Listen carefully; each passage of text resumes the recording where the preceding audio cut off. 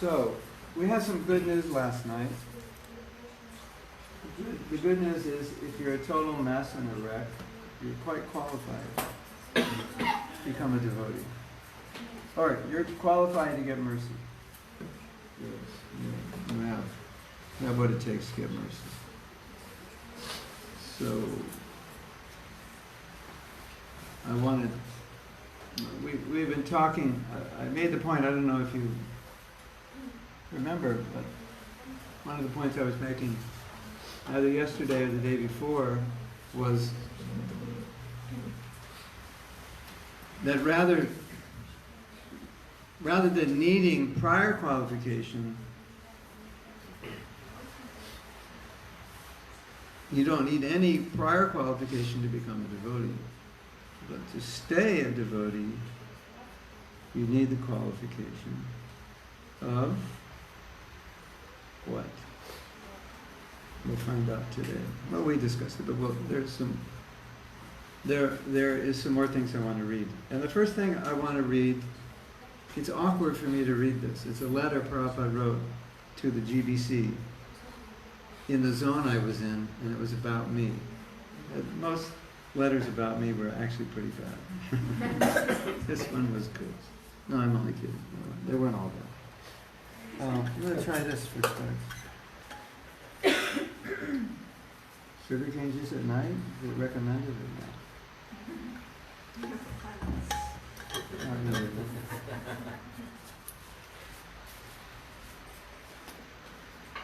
Well, I might be having a wrestling match tonight with my pillow. I'll report tomorrow. So let me give you the background. So I was put in charge of a temple when I was a very young devotee. So from the spiritual perspective, I was very inexperienced. From the material perspective, I had no experience managing anything. Or, basically trying to keep my room clean, and go to school and get decent grades, but nothing like beyond me. Or pick up a few friends and go surfing. That was about as much as I managed. Or get a few friends together, play some music. So really had no experience in managing. So 2 strikes against me. And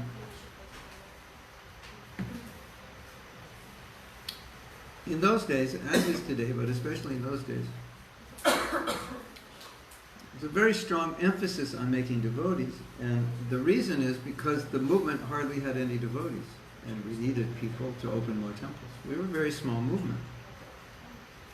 Maybe by this time, maybe we had 20 temples or something when I went up there, 22. And a medium-sized temple was like 8 to 12. The big temple was 30, and the small temple was 4. So if you just average that out generously, 20 people in a temple and maybe 20 temples, so maybe 400 devotees. So, or we'll say 500. It's not a lot. Whatever, even 1,000 is not a lot. We have how many here? 10,000. So in that environment, there's a big focus on making devotees because we couldn't spread the movement with so few devotees. And we wanted, specifically, Prabhupada wanted open temples on every continent. So, what do you do when you're 20 years old, you haven't even been in the movement a year? Actually, when I first went there, I'd only been a devotee 8 months, been initiated 6 months. So what do you do when you're put in charge of a temple? Not even in your own country, another country, obviously different city, and you don't know what to do. What do? How do you manage?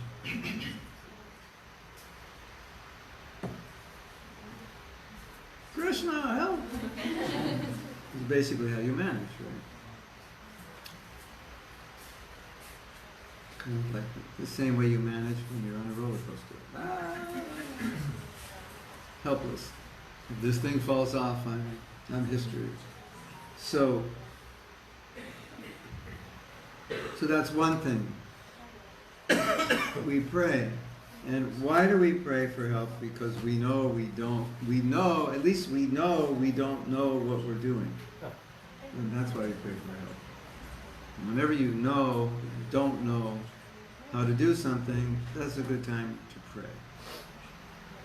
And I think in those days that was quite common because we didn't know much. So it's like, okay, go worship the deities. How do you do that? 3 circles, 2 circles, 4 circles, 7 circles. Get up, we need a vajra, get up and do it. Like, it was, I'm exaggerating, but very similar. How do you cook? Well, you just pray to Krishna. Think of him, think what he likes. How do you distribute books? I don't know, Prabhu, and you just go out there. Just do it. So,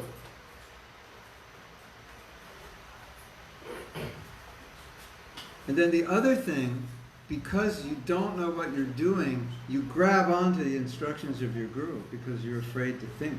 Because how do you think if you don't know how to think? You don't know enough to think. It's like, I don't really know how to spread Krishna consciousness. I don't have any experience. My spiritual master just said, go out on the street and chant all day. Okay. We go out every day and chant. That's what we did, basically. Cleaned the temple and went out. And came back and had more kirtan in class. That was it. That's all we knew how to do, because basically that's all Prabhupada told us to do. And we just had 4 devotees. There wasn't anything else to do. So when you're in that situation, you pray and you just follow your guru's orders.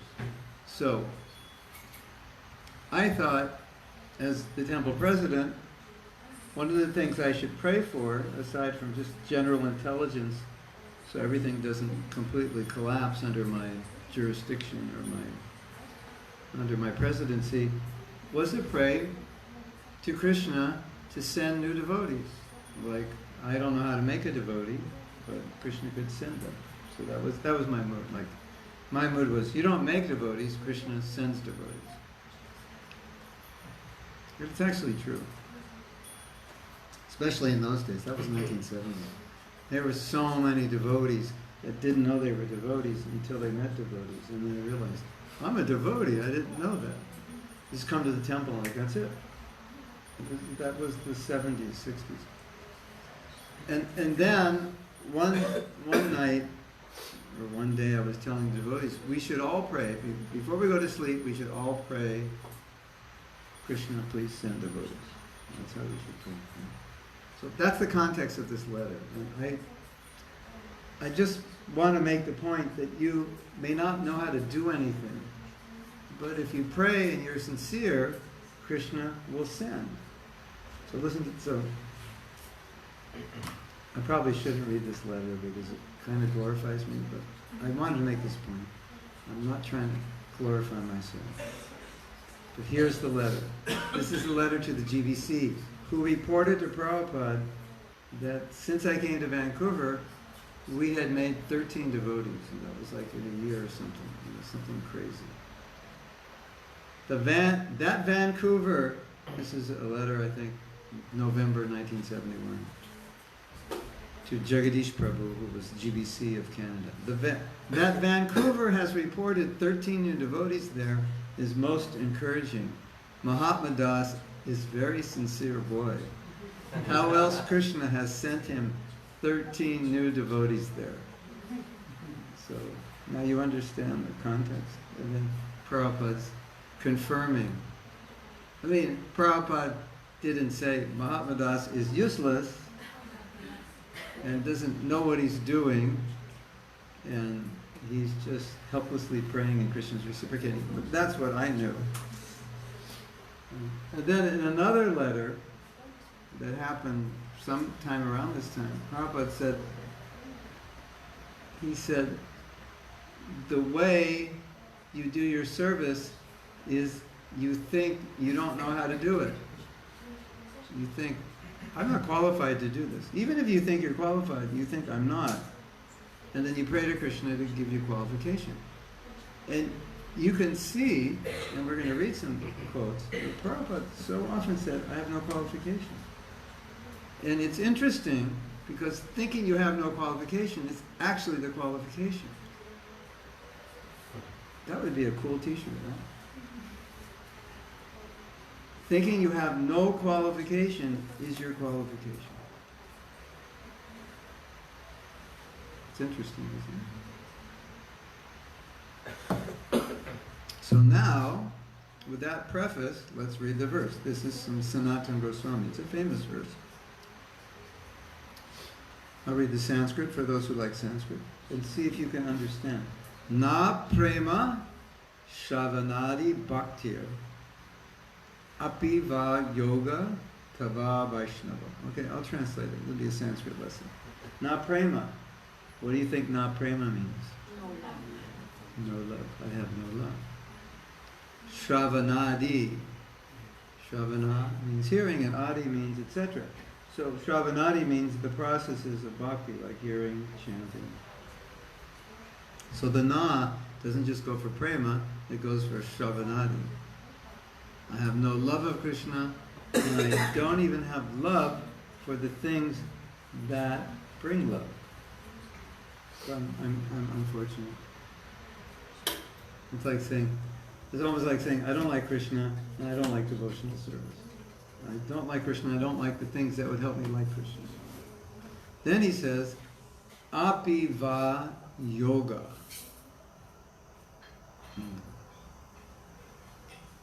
Tava Vaishnava. I have no understanding. No. Basically, I don't have knowledge. I'm not a Vaishnava. Jnanam Vashubha. Api va yoga tava Vaishnava jnanam. I'm not a Vaishnava. I have a qualification for bhakti. And I don't have any understanding. Jnanam and Vashubha, Shubha, Vashubha, and good karma, good things, I haven't done any. And I wasn't even born in a devotee family. I wasn't born in a family where I was raised as a devotee.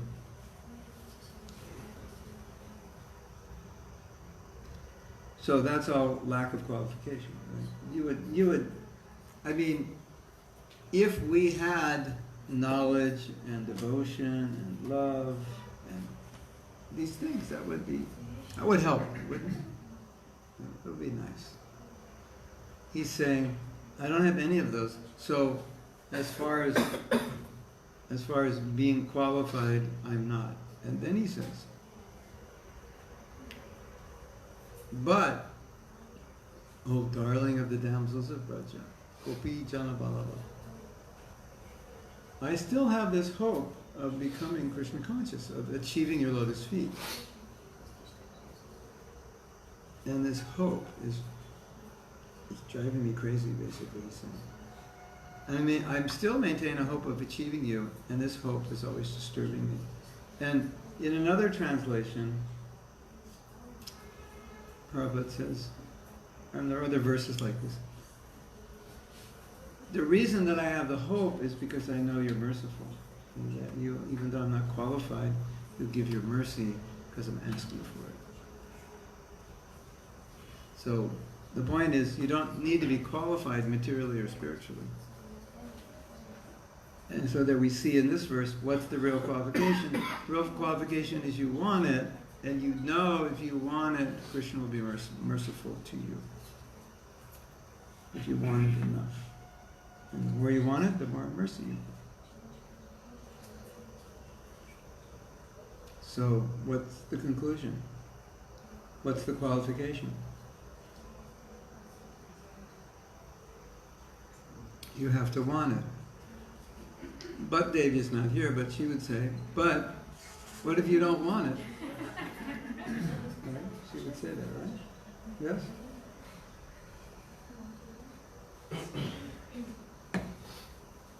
And I would say, that's just too bad if you don't want it. But there's an interesting principle in bhakti. if you find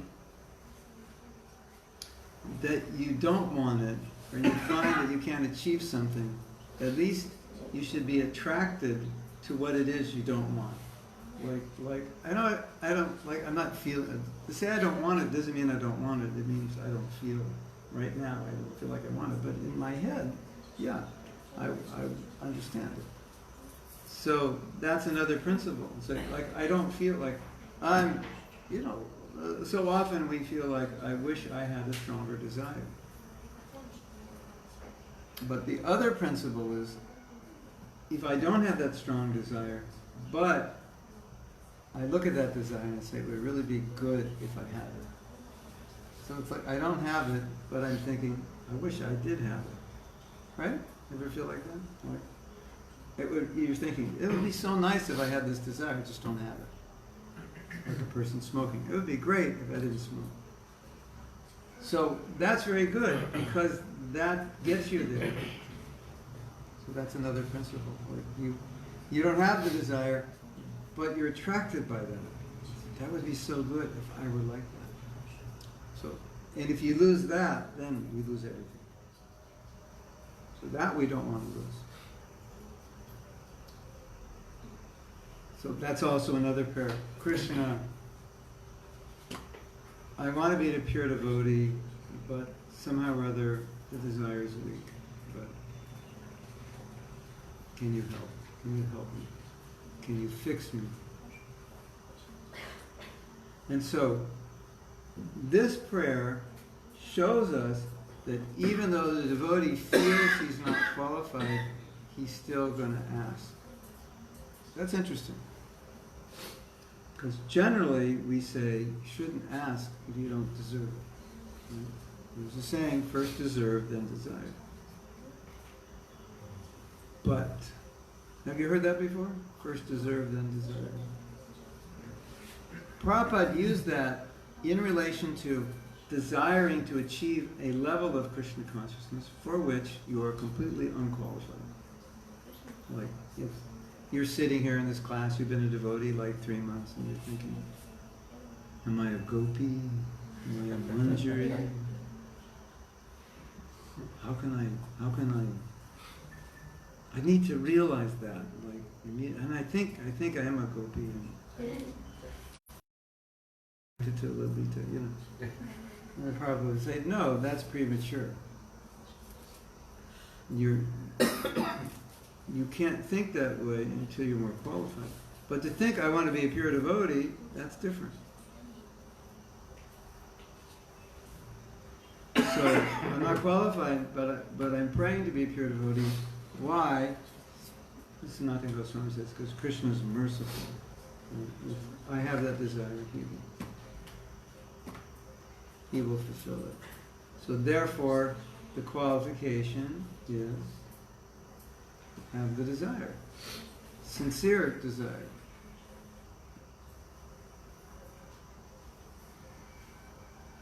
But I would also say, in answer to the question, how do I get that desire if I don't have it? The answer is Hare Krishna, Krishna Krishna, Hare Hare, Hare Ram, Hare Ram, Hare Hare, without offense. The answer is not Shnik Shnik Ram Ram Hare Hare. That's not the answer. The answer is Hare Krishna, Krishna Krishna, Hare Hare, Hare Ram, Ram Ram, Hare Hare. That's the answer. And that desire will come. So even if I don't have the desire, but at least if I do the things that would awaken the desire, then the desire will come. And if I don't do the things that will awaken the desire, it's going to be hard. Even if I understand that's a good desire, it's going to be hard. Also, I think it's important to understand that when Krishna says, I reciprocate, so we might think, well, will he reciprocate with my desire? And we often say, yes, he will. That's what yayatamam papajate means. But it has to be holistic. If I say, Krishna, I want this, I'm praying for this, Krishna might say, show me the money. Like, well, do something to show me. Or, a man says to a woman, I love you. And she says, show me the money. Show me the diamond ring, show me the house. Like, show me. So it's good to keep that in mind, that when I'm praying for something, also I should at least make some effort. If Krishna's going to reciprocate, he'll reciprocate more if there's effort and prayer. Now, in some cases, the prayer, it only may be prayer, because there may be no effort we can make, because what we want is totally going to come by His mercy. But if there's any effort we make, it should accompany the prayer. Right? And then Krishna sees, oh, he's trying.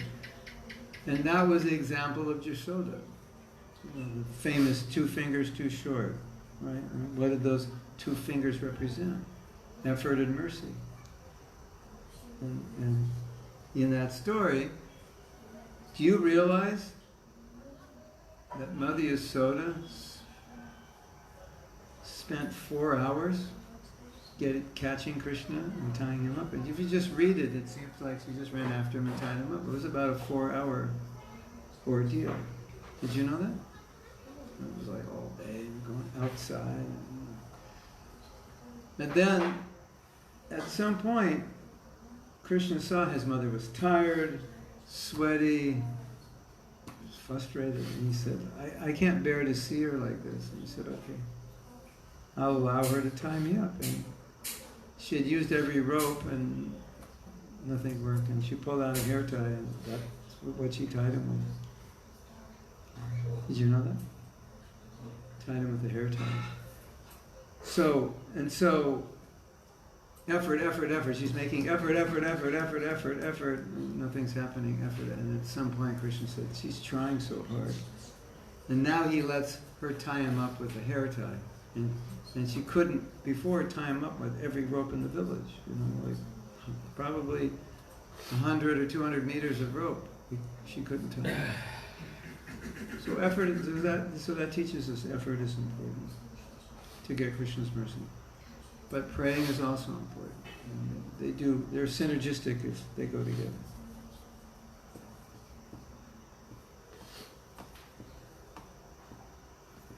Yes? Now, in answer also to the question, but what if I have no desire? I think a lot of that no desire comes from not reading enough, not hearing enough.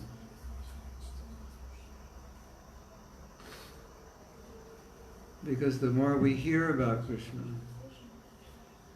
and the more we read Prabhupada's purports, the desire is going to strengthen, because that's what Prabhupada is doing in his books.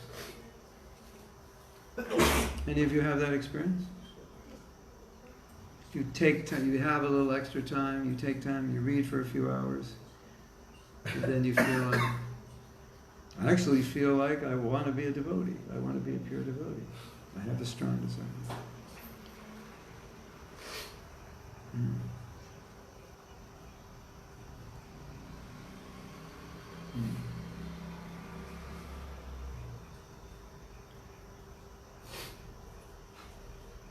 Yes, tying this topic in, feeling unqualified, getting Krishna's mercy, because Gaur Purnim's coming up, and I think it's really one of the main meditations for Gaur Purnim is to meditate on what is mercy, and especially the quality, the character of Mahaprabhu's mercy, and how you get it, and what that mercy will do. Wow, you're going to become famous. You already are. It's too late now. Victoria's famous. Who else is famous? Chiara is not famous.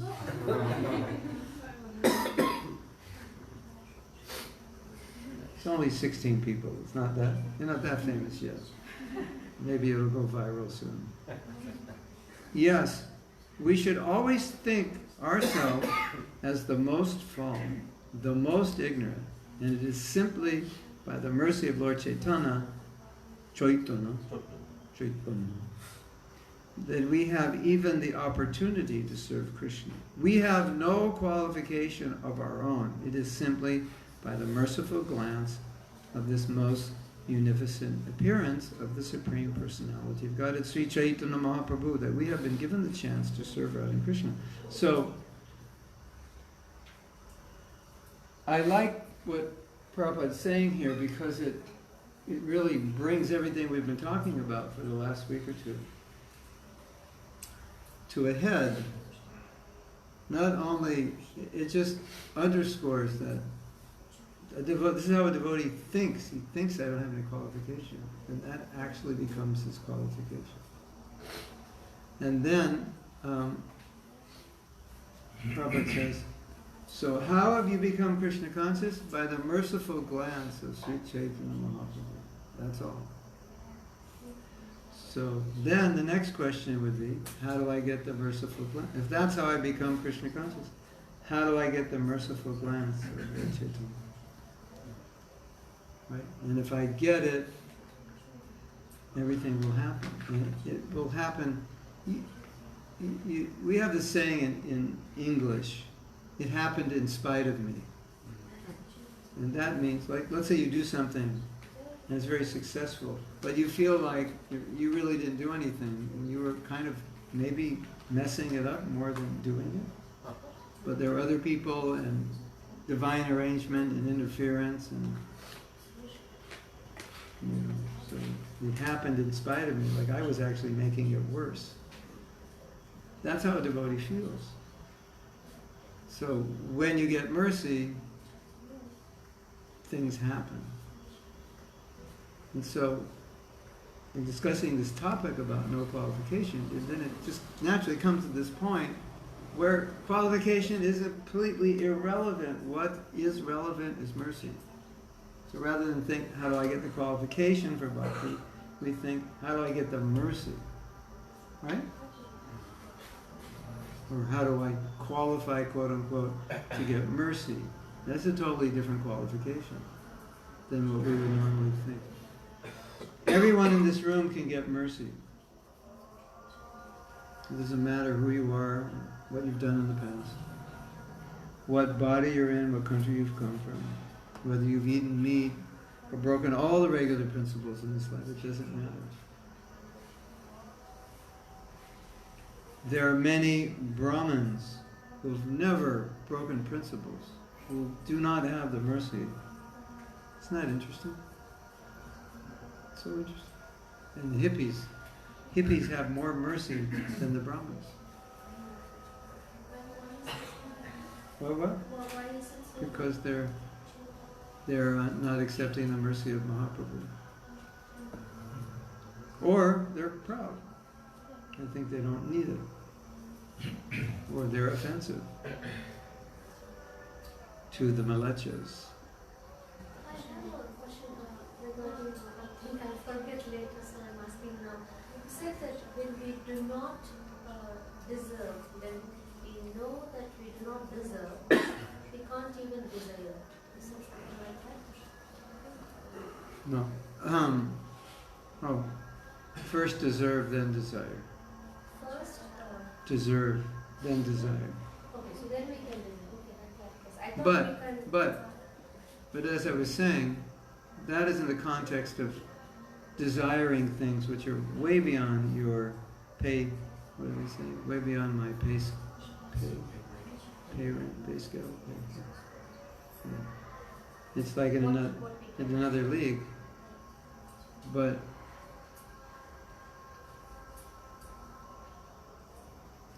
at the same time, you could certainly desire to be a pure devotee even though you're not. And not only you can, but you should. And we're showing Mahaprabhu that's what we want.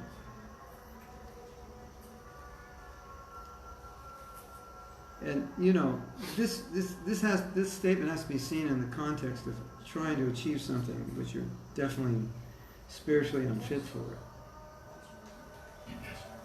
But otherwise, in general, we are desiring to be Krishna conscious, and we're not at all deserving of it.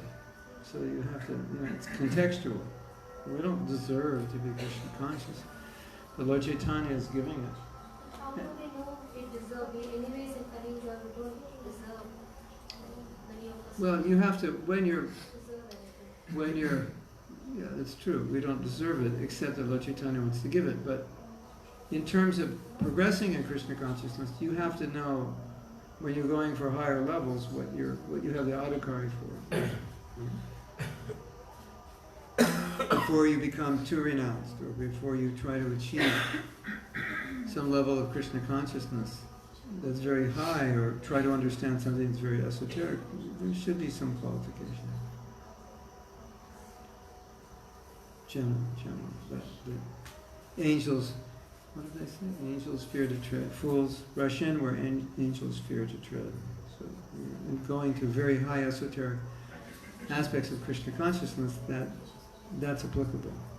But general mercy, Mahaprabhu is giving. Whatever he's giving to the general public, then we don't deserve it, but we desire it because he's willing to give it. And if he's willing to give it, that means we can take it. Or take what you can digest. That's another way of looking at it. If you try to digest Ras Leela and you're not qualified, you'll get indigestion. It won't purify you. But if you can digest it, it'll give you strength. Yes? Isn't it that you can't even, there's a door which is closed, you can't enter if you are not ready? Even if you That's want true, it, but you desire it, but you can't. Yeah, as Prabhupada said, you'll yeah, it won't work because you're not ready. But you may think you're ready. That's the problem. So you may desire it even though you're not qualified. And you may try for it, which is worse. And then you have problems. In that case, it's desiring right or wrong, because none of us would ever know whether we really deserve it or not. I might think that I deserve something, and I might desire it. We're talking, you're mixing two things together, two different things together. We're talking about trying to enter into understandings of things we're not yet qualified to understand. But the general mercy, Lord Chaitanya is giving it. So then you don't have to think whether you deserve it or not, or qualified or not, because he's giving it. Many of the things that Goswamis gave were forbidden by Bhaktisiddhanta for his disciples to study. They were too high. Those kinds of things. It's like, I've been a devotee 3 weeks and I go to the 10th canto, that kind of thing. But first canto, it's there. Gita's there, take it. Mahamantra's there, take it. Nectar of devotion, nectar of instruction, the first third of nectar of devotion. It's there, take it. Krishna book with Prabhupada's purports. So you should grab the mercy for sure,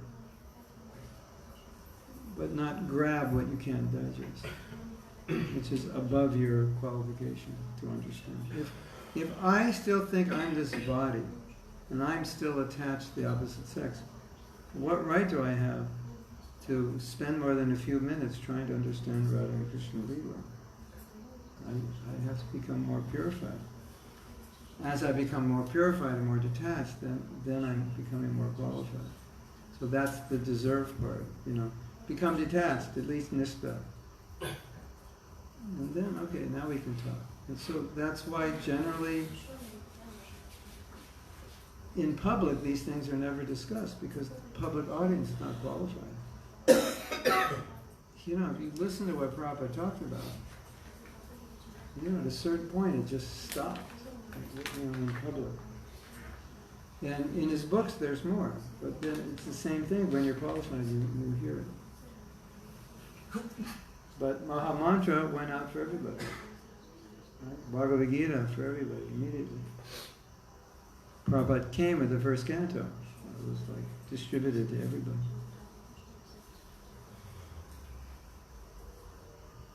Even we were distributing Chaitanya Charitamrita, the brand new people. We thought that was a little awkward. Prabhupada said no.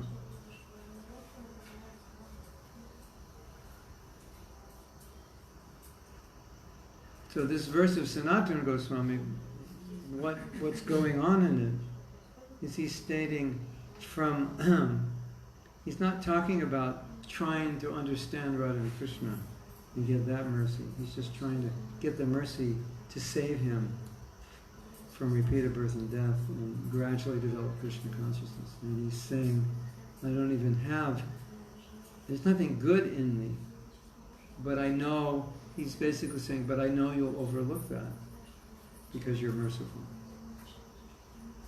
And then that mercy will get you ready, so then you can deserve to understand something higher. But the problem is, if you try to understand something higher and you're not detached enough, then you see it materially. And then you make an offense to the pastime because you're seeing it, through our own filters.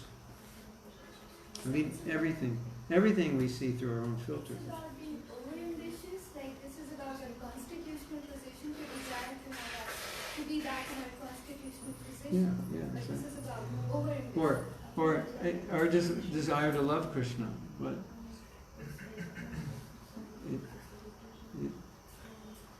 The decades are. if I'm been a devotee a few years and all I'm hearing about is Ras Leela, something's wrong. At least for 99.99% of the people, maybe you're a liberated soul. That could be there, but even liberated souls set the example. And they didn't generally talk about it that much because the audience was not qualified. And Lord Chaitanya didn't speak about it in public, only in private. And Prabhupada kindly gave it to us in Krishna books so we could understand it through a philosophical filter.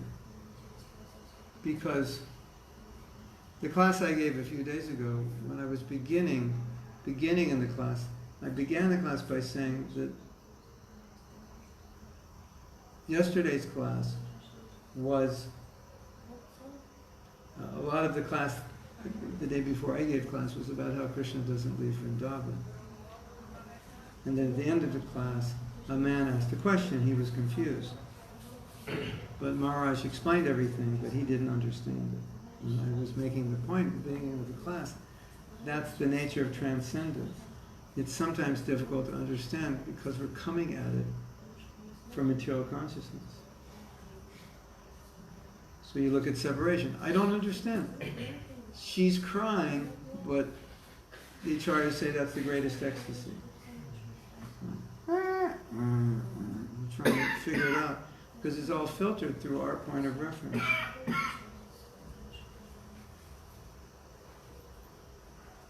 And Radharani's becoming angry at Krishna.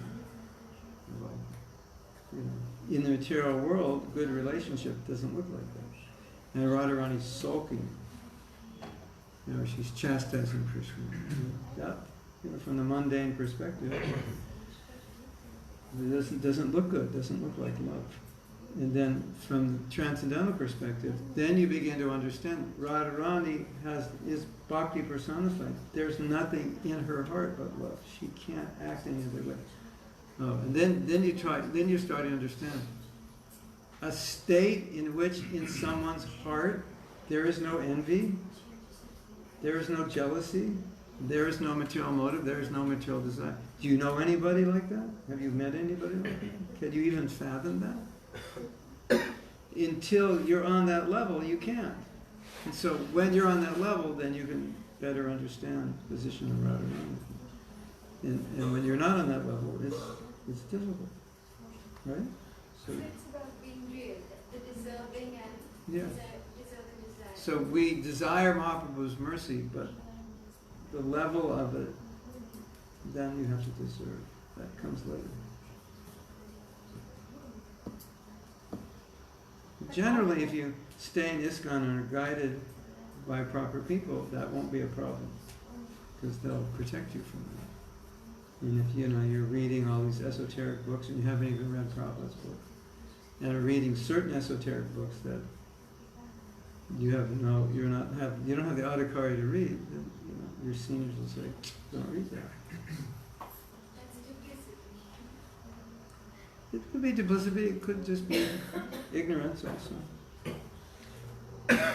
It could be, perhaps a desire to learn more about Krishna, but you may not understand it. At some level, I don't get it, so then I'll have to quit it.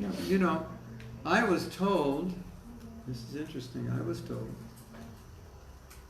that in the Gaudiya Math, at the time of Bhakti Siddhanta, they would read through the scripture like we do. We have class. But when they would come to Ras Leela, Radha Krishna Leela, there was no comment. They just read it and read through it. They wouldn't focus on it. And you know the story when Bhakti Siddhanta went to Radha Kund and gave class on the Upanishads. Because he said there were so many false so-called devotees. And he wanted to speak Siddhanta, establish the truth. So, when you understand Siddhanta well, Janma Karma Chamedyavyam Evam Yogati Tattatam, you understand the truth of Krishna's birth, then Krishna says you're liberated. So you might say, I understand the truth of Krishna's birth and activities, and I'll say, really? You do? You think you really do? That requires purification. The spiritual world is not like this world in any way. It's a perversion. I'd say not in any way. There's people there, there's food, there's so many things. But it's not, the energy there is totally different. And that's where we get confused. We look at it like it's this world. The gopis were married. You know that? Actually, they weren't. They really weren't. There were actually other husbands. They actually had husbands. No, excuse me. There were actually other gopis that their husbands conjugated with. They never did. That's one explanation. Another explanation is they were just like shadows of husbands, not really married, because Krishna, so it's like, it takes time to understand these things. Right? I just heard that they got married during the Brahma Vimoha Lila, when Brahma stole Yeah, exactly. coward boys. Yeah, exactly. They married actually Krishna. Yeah, everyone's married in the spiritual world. Except Satyarupa. Everyone else is married. Hare Krishna. So, Satyarupa, you may not want to go back to Godhead because you might have to get married. Hare Krishna. Now, I want to read something. This is beautiful. You may have heard this before, and this is only joking. It's okay. You can go back to God now. Don't worry. Everything will be just fine.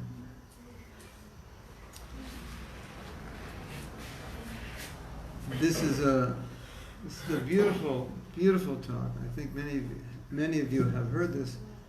Prabhupada talking about his lack of qualification.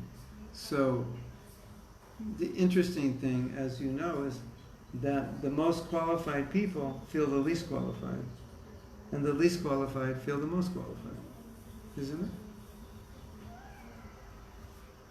I'm Krishna conscious. Yeah. Somebody's thinking they're very Krishna conscious. That's a dead giveaway that they're not. And if somebody's thinking, oh, Prabhu, I'm so fallen, that means they're Krishna conscious. So here, listen to this. Once Srila Prabhupada was in his room in Los Angeles with a few devotees surrounding him. And at one point in the discussion, he began to cry, saying, "All I ask of you is to be humble. All we can do is be humble to everyone and in everything that we do.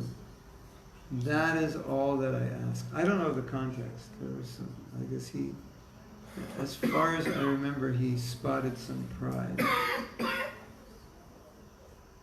And he was responding to that with this statement. This is nice. All we can do is be humble to everyone and everything. On the morning walk the other day, I was saying, isn't it interesting that in Prabhupada's books he talks about materialists?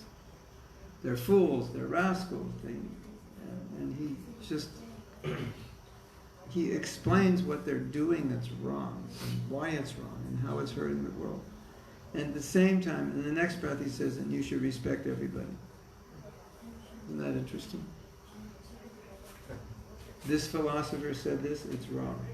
People are working hard simply for themselves.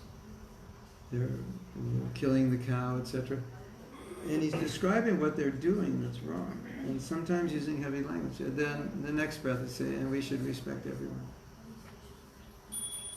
And I think if you don't understand this, then you could get trapped by it.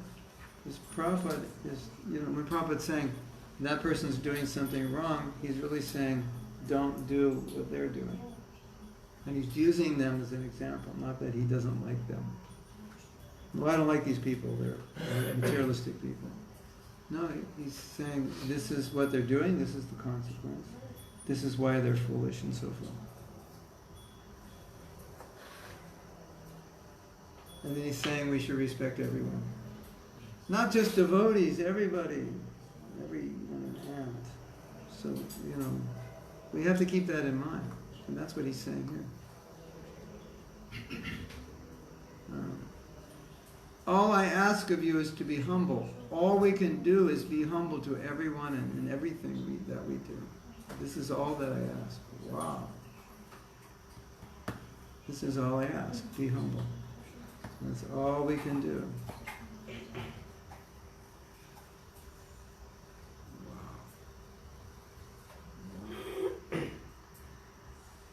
That's amazing. This is all I ask and this is all we can do.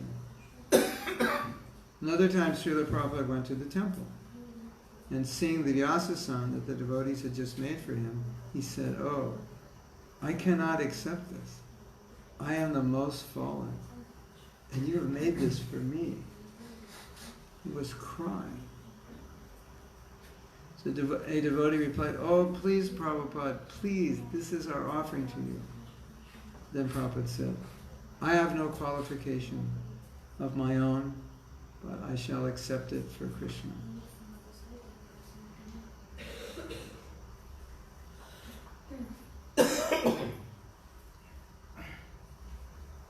So this proves my point, my mantra. The real qualification is to think that you have no qualification. And when you think you have no qualification, you're ready to go back to Godhead. You're in the best position. Here's another one, and then we can have more questions. This is a story about Prabhupada's humility. And humility contains the feeling that I'm not qualified. A boy made some prasadam for Prabhupada and was waiting at Prabhupada's door to give it to him. When His Divine Grace appeared, he looked at the prasadam and opened his eyes wide and said, "For me?" Innocently. "For me?" After that, the boy who brought the food smiled so hard that he got a headache. And he danced down the street all the way home. Later he said, quote, "Up until that moment, I had only theoretically known what humility meant. Now I have practical experience of what humility is. Now I understand humility." He's the Acharya of the International Society for Krishna Consciousness, the only person who spread Krishna consciousness around the world. And someone brings him prasadam, that's for me. Hare Krishna. Hare Krishna. Do you have any questions? Well, let's do one more. You know the story, but I would like to read it. Just like Madan Mohan, he was talking with Sanatana Goswami. Sanatana Goswami, that at that time had no temple. He was hanging his deity on the tree. So Madan Mohan was talking with him. Sanatan, you're bringing all these dried chapatis and it's stale and you don't even give me a little salt. How can I eat? Sanatana Goswami said, Sir, where shall I go? Whatever I get, I offer you. You kindly accept. I cannot move. I'm an old man.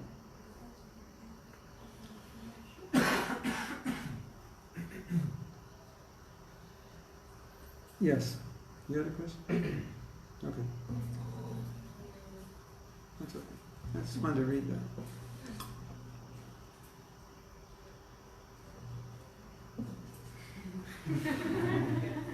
You wanted me to say something about it? I'll let you think about it. Yeah. Okay.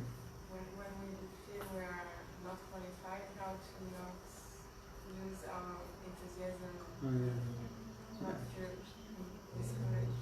Yeah. When we feel we're not qualified, how not to lose our enthusiasm? Because we have to remember, not being qualified is the qualification. Lord Chaitanya is Dina Dayal, the friend of the fallen. You know that song that we sing every morning? It said, you know, I'm the most fallen, you've come to get the most fallen, so I have first choice, you know, you should get me first. So I'm the most, because I'm the most fallen, you've come to get the most fallen, so I'm number one in the line. I think, you know, if you think about everything we've been talking about, and especially this is a nice meditation. You imagine Prabhupada, it's 1965, 1966 in New York. Imagine what his audience is. Who is he preaching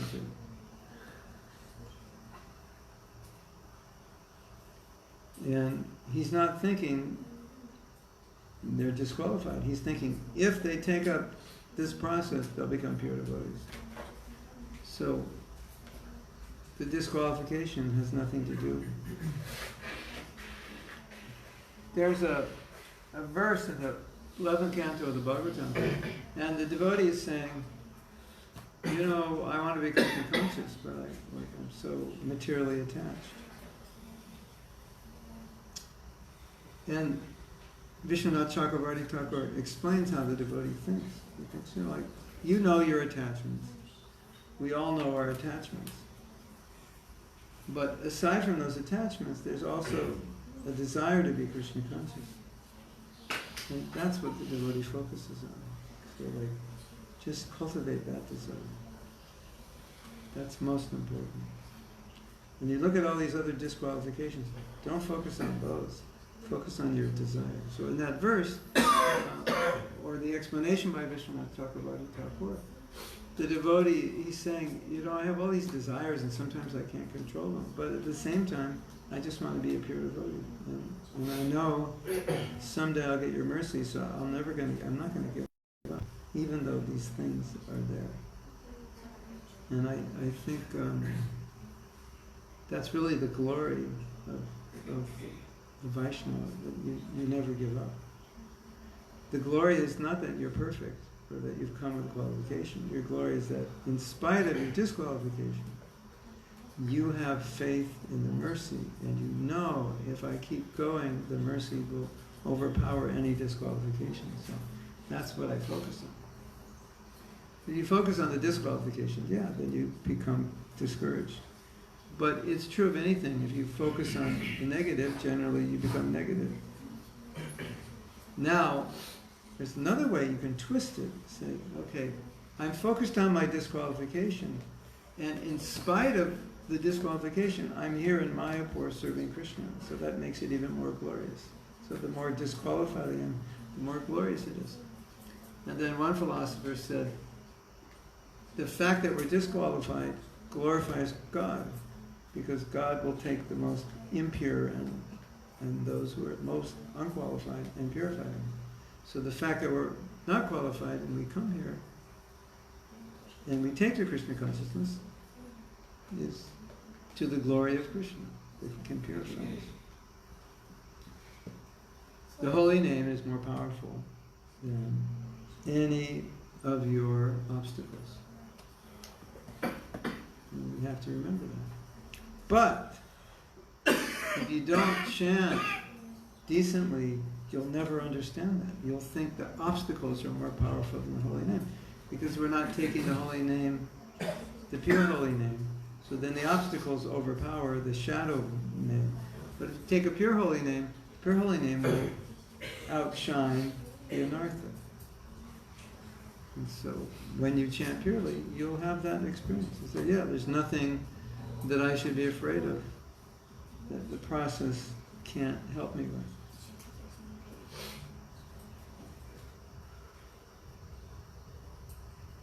Is that okay?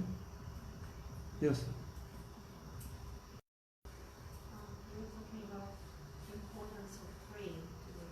Yes. Do you feel praying works better if you follow the deities, or you can do this in your mind? It's up to you. I mean, being in front of the deities is natural. But Krishna hears you.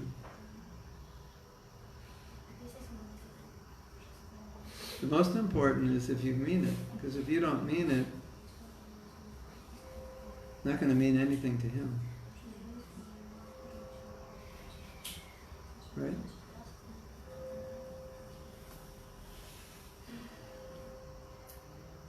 Praying in front of the deities is powerful.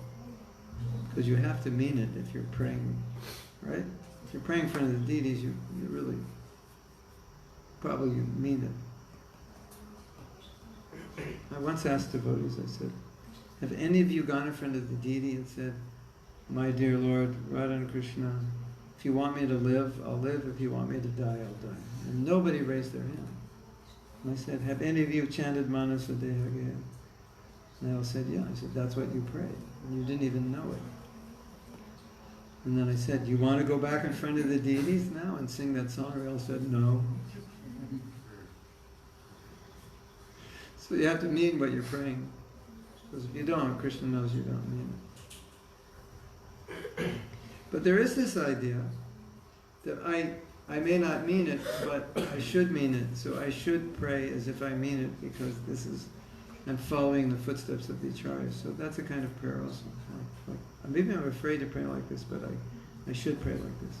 Is that actually appropriate? Because some of us we are trained to pray like that, like as if I should mean it. Well, Prabhupada said, in regard to the Brahma Samhita, he said, enter the mood.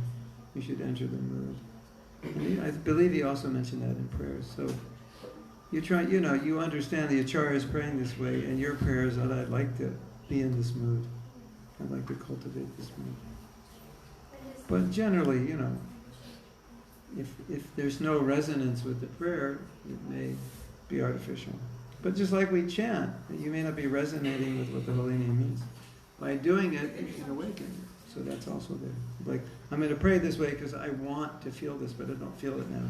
So I'm praying, I'm offering the prayer in the hope that I'll feel it. That may be there. Lately, I've been really inspired to write prayers, which is pertinent to my situations, and write it like a letter, and I've been praying. But at some point, I thought that I do not know how to write a prayer, how to say a prayer, like in simple English, I'm not talking about slokas and mantras. So what I used to do is like I take the prayers of Dhruv Maharaj, Prahlad Maharaj, and I just read it. Is that Of course. That's why they're there. Because I would sometimes think Bhaktivinoda Thakur has told what we wanted to say, but we do not know how to say it. But simply sing those songs and you know how to say copy it. paste. You know how to say. That's what I get to You know how to ask Krishna for Maya, so you can also, just turn it around and ask for Krishna. Because I once told I do not know how to even pray, so I'm like No, copy pasting it. no, I told Krishna, no. sorry, I'm copying and pasting. I don't believe you. Prayer is revealing your heart to Krishna. In one sense, every desire is a prayer. So to say I don't know how to pray means I don't have any desire.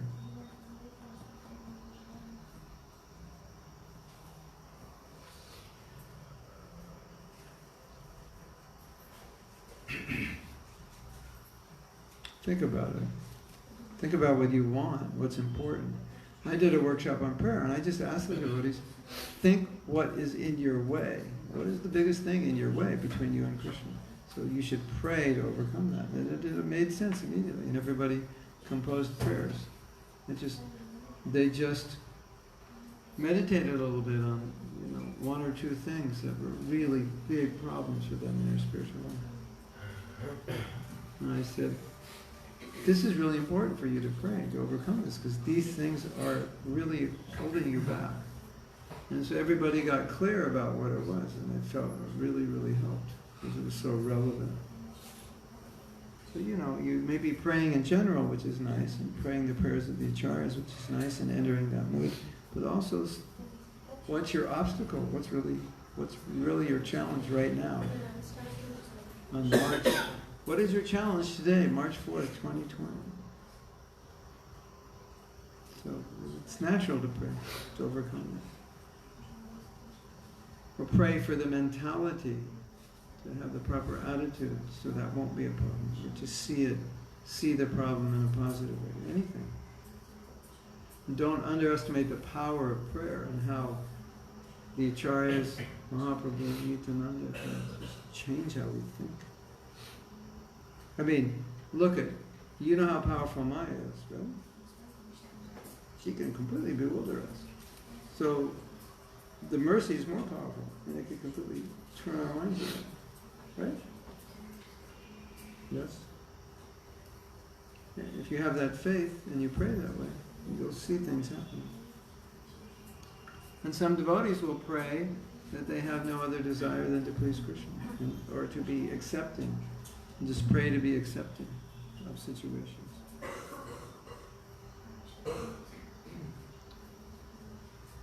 Or pray to understand what I'm supposed to understand in this situation. Or pray what's the next step to get closer. Or just pray to understand what's the next step. There's so many things. It's natural.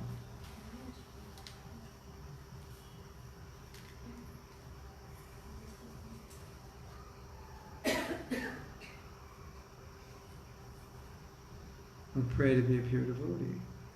Of course. Are you tired? Aren't you tired of not being a pure devotee? Doesn't that drive you crazy? I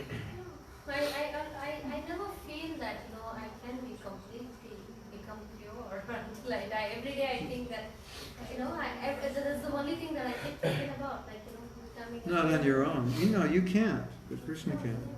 Krishna can. So why limit him?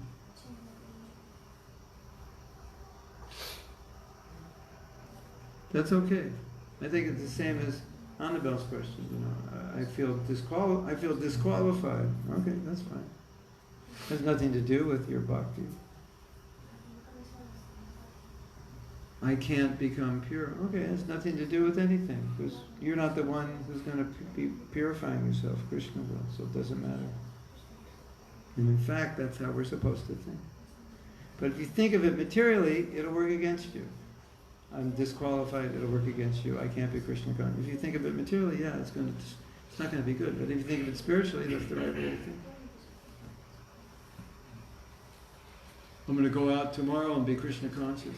You can do that. How do you do it? 108 rounds, 192 rounds, will that do it? Tomorrow I'll get love of God. I'll be chanting 192 rounds and fasting. Yeah, can you do that? Could you make Krishna? No. Krishna has to give it to you. Yeah. You can't make him give it to you. He's the one who gives it. You can't So in a sense, we say, you can't purify yourself. Krishna can purify you in reciprocation of your desire and your effort. And you can't just go, there's no store where you can go buy prema. Only Krishna has the monopoly on it. He has to give it. There is a verse in the Gita that says that Krishna purifies and God purifies. So it looks like I'm purifying myself because I'm chanting nicely, but what's the mantra that's purifying us? Okay, I'm making the effort, I'm chanting without offense. So that's there, but ultimately it's Krishna who's purifying us. Without the mantra, we wouldn't be pure. You know, when Prabhupada was in the Jalatuja, you know what he said? He said, I have great faith in the holy name. And it was that faith that Prabhupada had in the holy name that gave him the inspiration to preach to hippies. Because he knew if they took it, they would be pure. Otherwise, if he didn't believe that, and he looked at them, he'd say, it's not going to work. It's not going to work on you guys. You're just like too low. But he never said that. You know how he said that on the Jalajutta? I have great faith in your holy name. So Prabhupada had faith, and he preached to us. Shouldn't we have faith in that we can be Krishna conscious? And Prabhupada knows more than we do. His vision is transcendental. That's how he thinks. So we should think like he thinks. All right, I'm whatever, but the holy name can transform me. Like I was saying last night, you look at devotees who've been in the movement since 1966, 68, even the early 70s. They're so Krishna conscious. It works. And before they were devotees, they're like everybody else.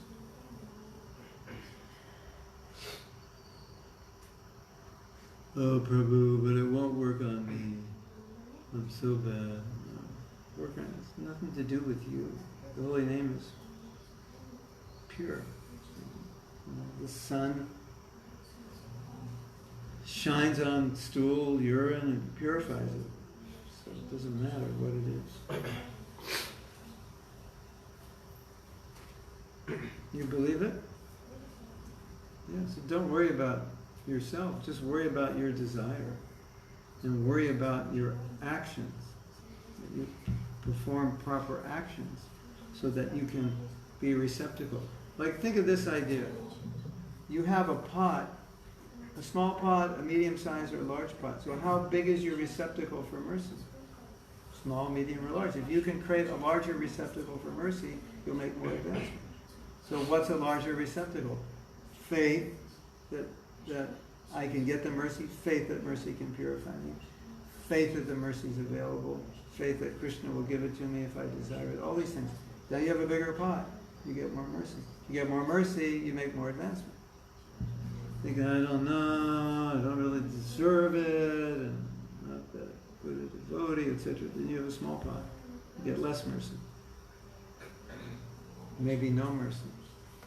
Right? So if everything depends on mercy, then it just makes sense. Do what will get you mercy.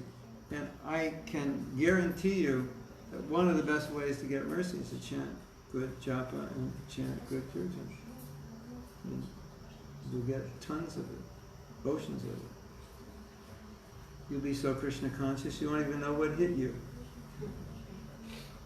Seriously, because we've seen this at our japa retreats. Buddha is going really, really deep and saying, I've never felt like this in my life. I've never experienced the holy name this way. I've never seen these ramifications of chanting like I'm seeing now. And all they did was chant more deeply, reduce the offenses they're making. That the holy name would do everything.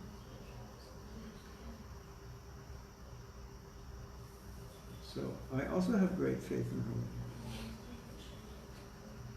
And you should have it, we all should have it, because we're living proof that it works, otherwise we wouldn't be here. I mean, you all ended up in Mayapur, of all places in the world. Why would you come to Mayapur? Because the holy name is working on you, it's bringing you here, it's doing something. Right? The process is working, the desires are becoming pure.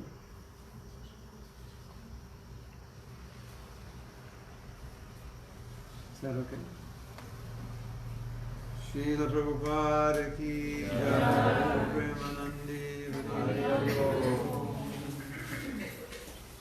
Mahaprasadi Govinde Mahamani Vaishnave